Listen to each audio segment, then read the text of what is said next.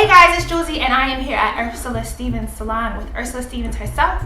And today we're going to be talking about hair coloring tips for kinky, or as you like to define it, as I like to define it, for natural hair. Are you ready? I am ready. She's all done up and I'm like half done, half undone, but she's naturally beautiful, so it doesn't matter. Massage my ego. We can do this all day long.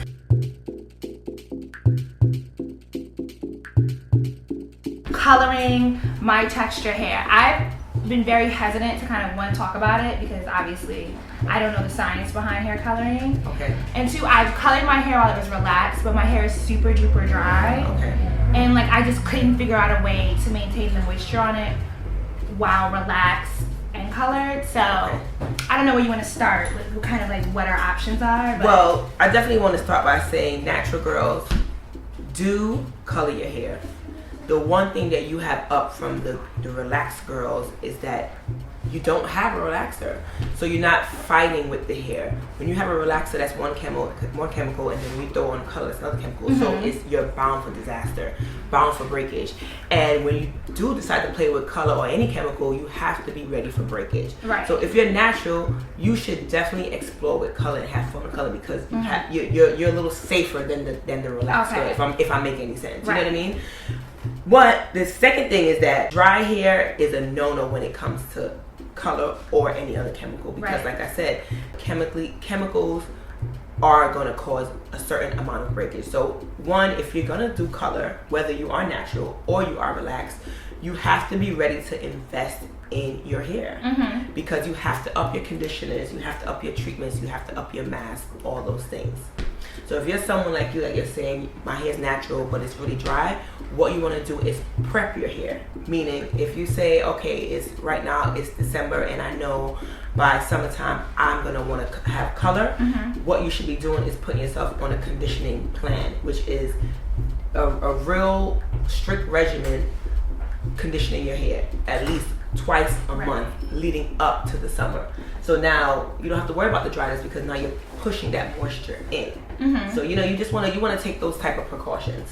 Does my texture impact my option for hair coloring? Like, so I have really tightly coiled, very, like, I guess they call it kinky, some call it nappy, whatever. Okay. You know, will the texture or how loose or tight my curl pattern is impact how easy it is or how hard it is to color my hair? It will do to the curl pattern is it will actually soften it. That's what the chemical do. It'll break it down a little bit. So if you're saying that you're really kinky, it's gonna loosen up a little bit, which is not a bad thing if you want to have fun here, because you know a lot of girls that have natural hair, they complain about the shrinkage factor. Yeah. So it'll loosen you up a little bit.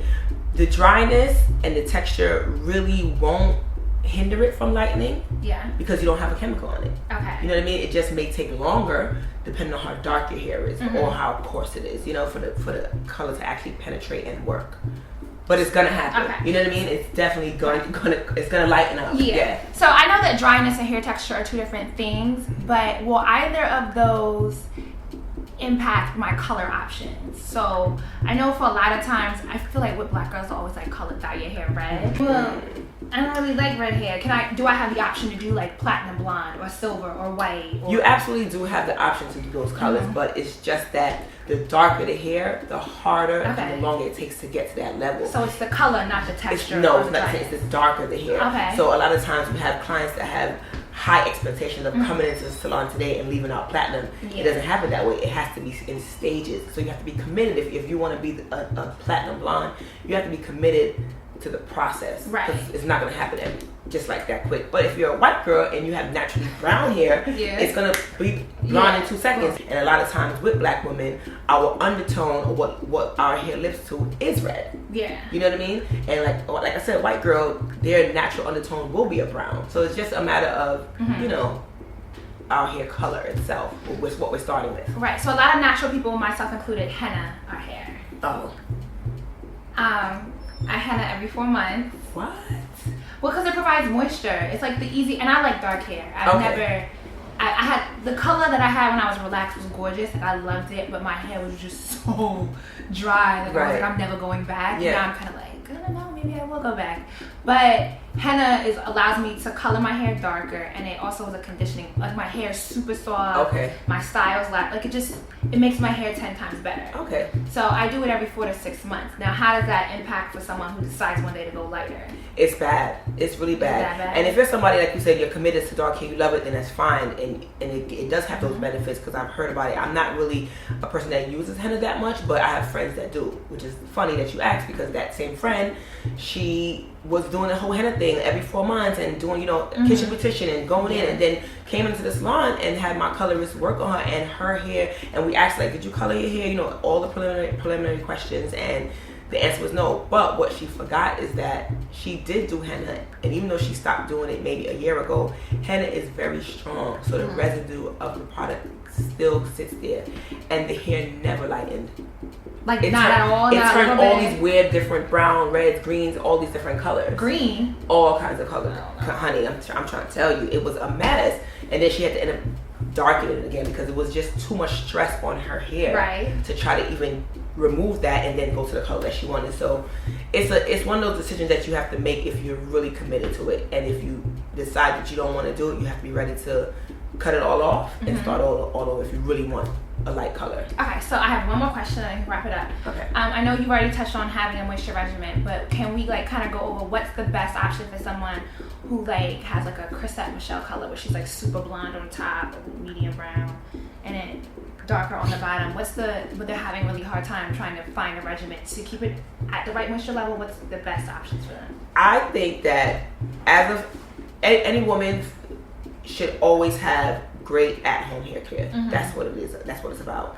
You come into the salon once a week, once every 2 weeks. So at the end of the day, you spend more time with your hair than me as your stylist does. So it's really, really important that you get a great conditioner. And obviously I love luxurious products and high-end products, but you don't have to break the bank when it comes to getting a conditioner, especially if you want to have one that's at home.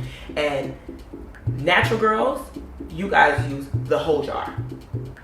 You guys use the whole jar of product, because your hair, it sucks. It sucks the product up. So you want to be able to get a product that is inexpensive and also accessible. Like the Motion's Deep Penetrating Treatment, amazing for any natural girl to have in their cabinet at home. And it's inexpensive. It's right at Dwayne Reed or, Walmart, wherever you shop. And you could buy 4 jars and at your convenience do a conditioner treatment once a week. And that's the advantage that the natural girls have, that you can wash your hair once a week and throw a conditioner on and just twist it up again.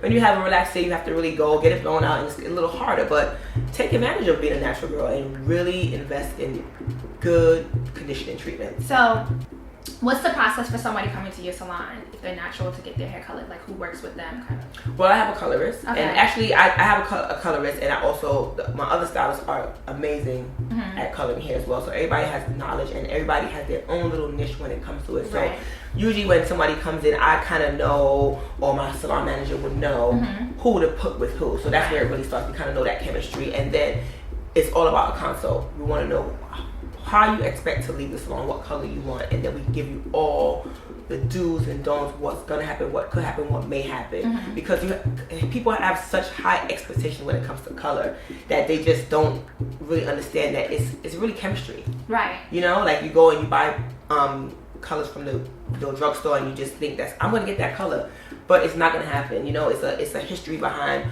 how you've treated your hair over the years, over the months, and what colors you have used recently.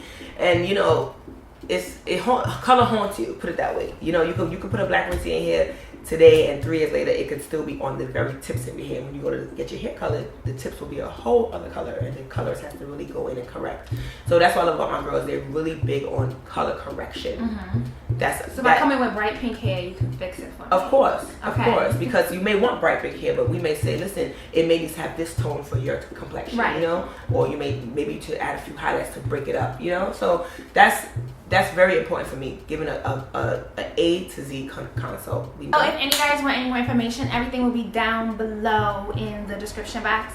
I also have links to Ursula's salon and how you can contact them if you have more questions. If you want to come in, they're in Fort Greene, Brooklyn, in a cute part. Yay! You can go get Havana Outpost is for the vlog. You can get some barbecue. It's right around the corner, honey. Is it? Get your hair done. I haven't been in Brooklyn in like 2 years, but yeah, come get your hair done and then you can go have a cocktail. So, thanks for watching. Bye, guys.